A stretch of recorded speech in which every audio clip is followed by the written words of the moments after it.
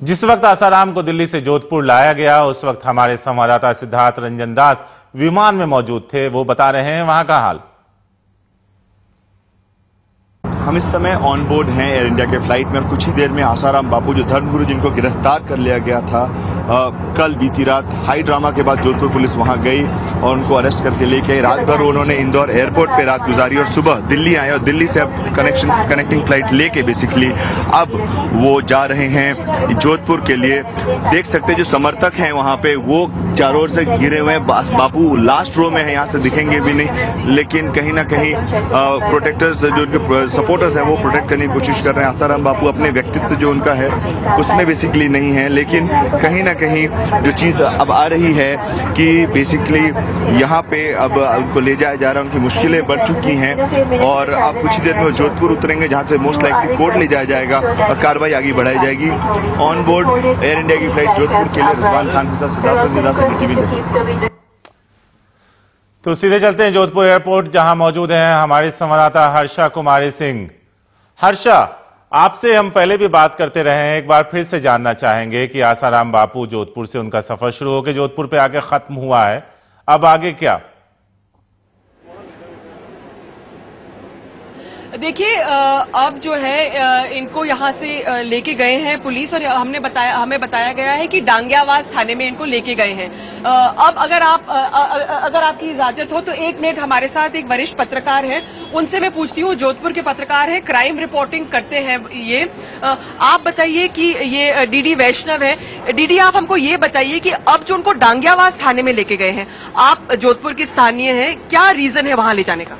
डांगियावास थाना यहाँ से जोधपुर शहर के बाहर है, जयपुर रोड पे है और शहर में न्यूसेंस नहीं हो, इसीलिए पुलिस की स्ट्रेटेजी ये है कि उनको बाहर ले जाया जाए। संभवतः उनको बनाड़ या डांगियावास थाने में ही रखेंगे। बनाड़ थाना चूंकि अभी चौकी से अपग्रेड हुआ तो वहां नहीं रखेंगे, उनको डांगियावास ही लेके जा रहे हैं। तो आप देख रहे हैं कि किस तरह से जो सीनियर क्राइम रिपोर्टर था उन्होंने बताया कि ये स्ट्रैटेजी है, क्योंकि ये जो थाना है ये बाहर है, यहाँ से जोधपुर शहर से बाहर है और हो सकता है कि वो न्यूसेंस नहीं हो, इसलिए उनको वहां पर लेके गए हैं। लेकिन आज जो पूरा दिन है उसमें काफी कुछ करना है पुलिस को। एक तो इंटेरोगेशन तो है ही, वो चाहेंगे कि कस्टडी उनको मिले। दूसरी बात है उनको मैजिस्ट्रेट के सामने पेश करना है और तीसरी बात ये है कि हो सकता है कि उनका मेडिकल भी हो। तो ये सारा है पुलिस का और काफी बड़े जाब्ते में उनको लेके गए हैं। और आपने देखा कि आसाराम बापू जोधपुर में आए हैं, उनके साथ भी कोई समर्थक आए हुए हैं, लेकिन उनको अब आसाराम के पास ज्यादा जाने नहीं दिया जा रहा है।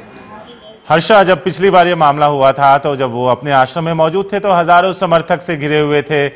जो कहें उनका जो ऑरा है उसका पूरा वो सब कुछ नजारा था, लेकिन आज जब वो वहां एक एक्यूज्ड की तरह पहुंचे हैं तो जो समर्थक होंगे वो तो मायूस होंगे कहीं ना कहीं।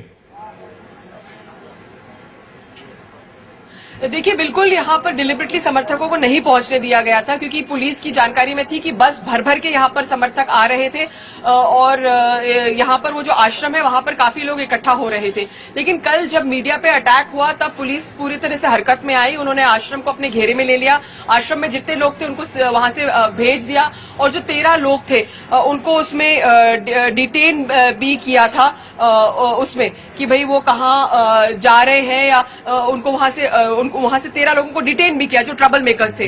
तो ये सारी पूरी बात रही थी और अब उनके एंट्री और एग्जिट पॉइंट्स भी जोधपुर के सील कर दिए गए थे।